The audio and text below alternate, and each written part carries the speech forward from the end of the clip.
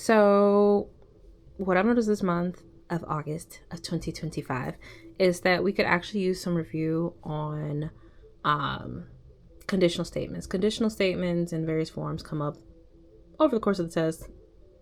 They just do. And I think when you're just beginning, it could be helpful to understand things in like the formula form, formulaic logic, and how those things break down and understand those relationships. I think that as you get exposure, you'll be able to actually have so much experience with these statements over and over again in various forms, flipping and whipping all over the place, that it won't be necessary to write things out anymore. You'll be able to just talk through them and understand how those relationships are working in your head. But that takes significant exposure. So before that, I think we're going to put our training wheels on here. In the best of ways I'm saying that possible. Like, I'm just saying it so that we slow down and can get basic principle understanding, get a brick by brick foundational laying understanding. And once you get that, then you'll be able to take these tools and make them your own.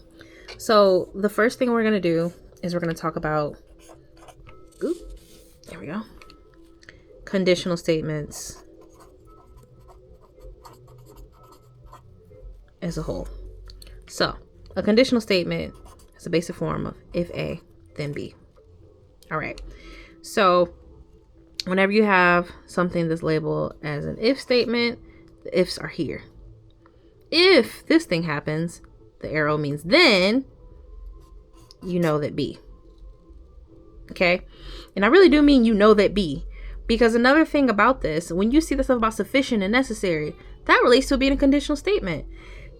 And so what you know is that on this if side, these are sufficient conditions. And on this then side, these are necessary conditions. What do I mean by that? Well, imagine we put this into normal language. If I get A's on my report card, then my big brother's going to buy me ice cream. Okay? So in other words, getting A's on your report card is a sufficient condition for getting big brother's ice cream, for him buying you the ice cream. In other words, you know that once you get those A's, the ice cream is coming from your big brother. I want you to think about this in other terms. You can also say something like, if it rains outside, I'm staying in the bed, right? Raining outside is sufficient. It hits the benchmark for you. You're not getting out of the bed. You're staying in the bed. And what I mean by this stuff is sufficient is there could be a whole bunch of other reasons that you stay in the bed. So maybe it's raining outside. Maybe you just don't feel like it today. Maybe you're sick, right? There's a whole limitless list of conditions that would be sufficient enough, right? Sufficient means good enough. So there's a whole list of reasons that would be good enough to keep you in that bed. But we know if any of these things are hit, any of these things happen on the sufficient side, this is necessarily going to happen. That's the kind of relationship that we're pointing out with these if-then statements. So I'm going to go back to the A's on report card and big brother example so we can stick with the A's and the B's. But what we're saying here, right, is that if you get A's, your big brother's going to buy you ice cream. Your big brother can buy you ice cream for just sleeping. Your big brother can buy you ice cream for making him cookies the day before. There's a bunch of reasons. But we know that this arrangement you have right here was already talked to you and your brother about. You said, okay, when I get A's, you're going to buy me ice cream. He's like, sure. So you hit the mark, he gets the ice cream. Another way to think about the sufficient and necessary stuff is literally like thinking of it as a benchmark. So you do all this work to get to this certain spot. Then we get to this spot, you get a star, right? So doing the work and then finally getting here, this is the sufficient spot. That benchmark is sufficient. But you didn't do all that work for nothing, right? You did all that work to get that star. So that star is necessary and comes with reaching that level. So if you hit this benchmark, then you're getting your star. If A, then B. And this is why we say sufficient, because it's good enough to get there, and necessary, because it has to happen. Some agreement already exists. Okay. Now I want to talk to you about contrapositives. Contrapositives. This is a fancy word to talk about reverses that happen with conditional statements. So, in other words, right, we start with if A, then B. If it rains outside, I'm staying in the bed.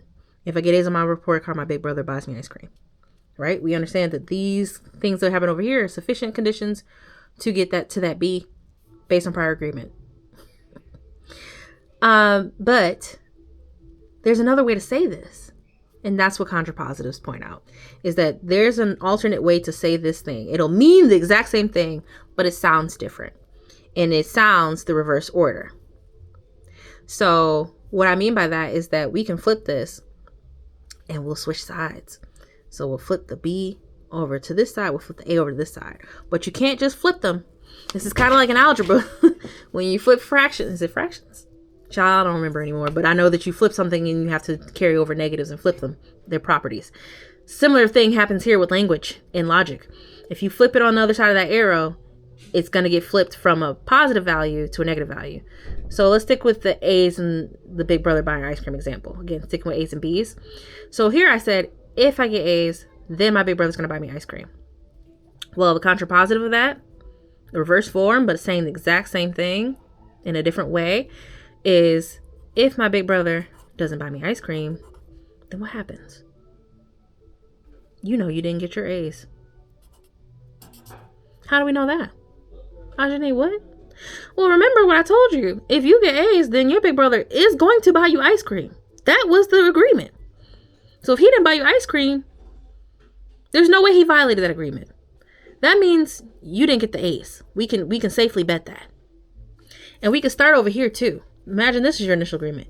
If your big brother doesn't buy you ice cream, then you didn't get A's. So this would be sufficient to you not getting A's. But there's another bunch of other things to you not getting A's as well. Okay. Let's go down and talk about other ways in which contrapositives happen with these things in flipping forms. So, if not A, then B. And if A, then not B. So, contrapositive forms. Remember what we're supposed to do? Flip and reverse. So, if I didn't get A's on my report card, then my big brother buys me ice cream. Oh, why would he do that? You didn't get your A's. Well, maybe you're sad. Maybe you have a kind big brother and he's like, well, you didn't get your A's. I know that's sad for you, so I'm going to get you ice cream. All right, cool. So then another way of saying this, identifying this relationship, is that if your big brother didn't get you ice cream, then you must have got A's. So a way of putting that in the language is, right? He didn't get you ice cream, you got A's. Maybe you didn't need it because you're happy now you got your A's. You only needed him to do that when you didn't get A's. So, right, the contrapositive of this is we flip this. This becomes the if statement and takes on a negative property. It says not this. And then we flip this on the other side and turn it into a positive. Same thing happens here. If I get A's, then my big brother doesn't buy me ice cream. Okay, so now you're being punished for getting your A's? Well, maybe this year is the year your brother was supposed to shine and you just took away his shine when you get A's. So if you get A's, he's not buying you ice cream because this is supposed to be his year. Okay, well then we take that and we now say in a different way that if your big brother buys you ice cream, then we know you didn't get A's. You held up your end of the bargain. Okay? So all these are equivalent statements. This is saying the same thing as this, just in a different way. This is saying the same thing as this, just in a different way, and so on and so forth. Okay. So now, I also want you to note something about only if. And this is the last thing that I'm going to talk about here, because I think this is the last thing. It's like a major point about these conditional statements that comes up and can be confusing for people. So, imagine this sentence. My big brother buys ice cream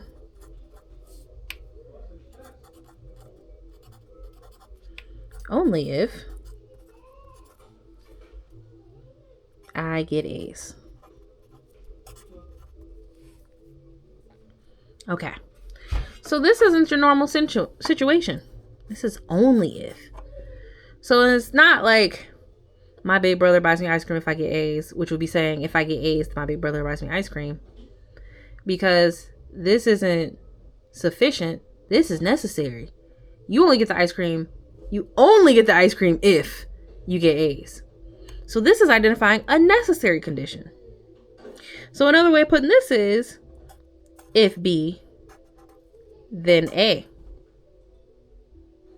A way I like to do this in my own head, though, I actually like to think of this in the inverse initially. I automatically take this to the contrapositive form. So another way of putting this is, well, if you don't get the A's, then your big brother's not buying you ice cream. Because, again, this happens only if you get A's. So if you don't get this, then you're not getting that. If this doesn't happen, we know that doesn't happen. Why? Because it said only if. This is the only way. So that means this is necessary. That's our star.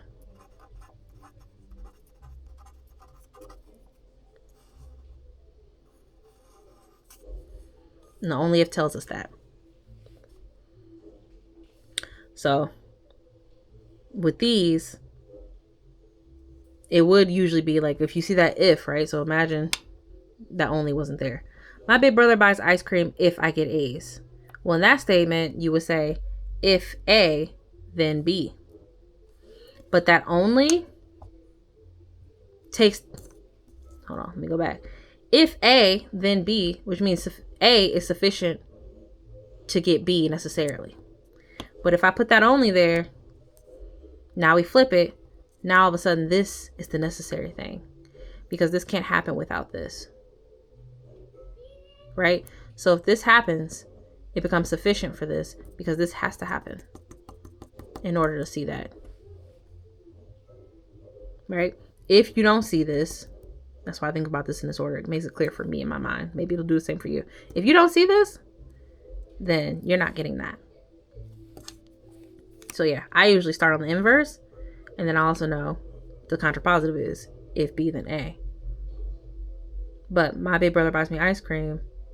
If he buys me ice cream, then that means I got A's. Because there's no way that there's A's. Well, there's no way that he bought me ice cream without there being A's. Let me be clear about that. Right? He bought me ice cream, then I had to have some A's on the table. If I didn't have A's, then we know he's not getting me any ice cream. Okay. Now, keep practicing these things. I'm also going to send some resources. Once you get these things down, you should have a good idea of your starting foundation to be successful when you see conditional statements, anything doing contrapositives, anything talk about sufficient necessary, anything talk about only if, and doing some parallels with these conditional statements as well. All right, good luck.